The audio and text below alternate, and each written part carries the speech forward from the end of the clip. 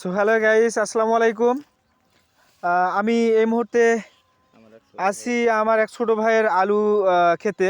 তো এখানে আলু লাগানো হয়েছে, আলুর গুটি আসছে, বাট এই শীতের সময় তো আলুর ডগা পচা রোগ ধরে গেছে।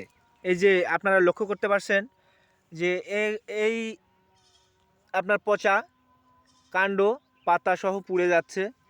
তো সরাসরি আমরা এখন কৃষকের সঙ্গে কথা বলবো, দেখি কি ব্যবহার করছে।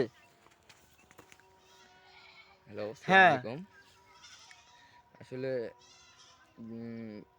প্রচণ্ড শীতের কারণে অতি কুয়াশার কারণে আলুতে প্রথমে 2-1টা দাগ দেখা দিছে পচা।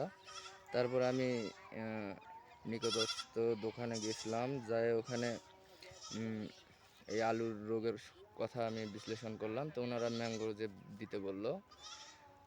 ম্যাঙ্গোজেব দেওয়ার পর দেখতেছি আমার আরও সমস্যাটা বেশি হয়ে গেছে। আপনি একটু ভিডিও করে দেখান, গাছগুলান দেখান, প্রতিটা গাছ পুড়ে পাতাগুলান পচে এবং পুড়ে গেছে। আমার আলুর এখনও গুটি আসেনি দেখা। তো এমত অবস্থায় এখন ওনার মুখ থেকে শুনলাম।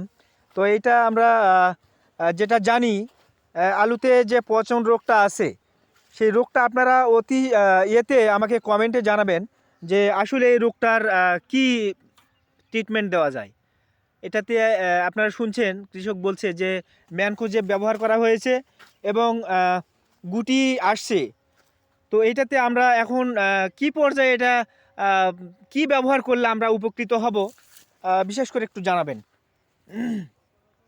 তো আপনাদের সুস্বাস্থ্য ও দীর্ঘায়ু কামনা করছি।